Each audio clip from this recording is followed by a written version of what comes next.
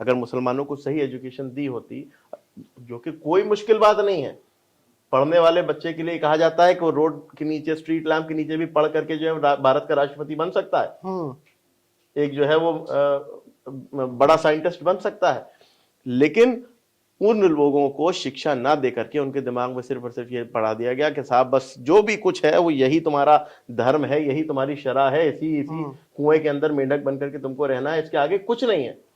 इस तरह के जब वो बना दिया तो फिर उनसे आप कुछ भी एक्सपेक्ट कर सकते हैं कि वो कहीं आपको छुटकार करके रोटी भी खिला देंगे, कहीं वो आपको लघु शंका भी पिला देंगे, कुछ भी कर सकते, क्योंकि आपने उनको सही बात बताई नहीं।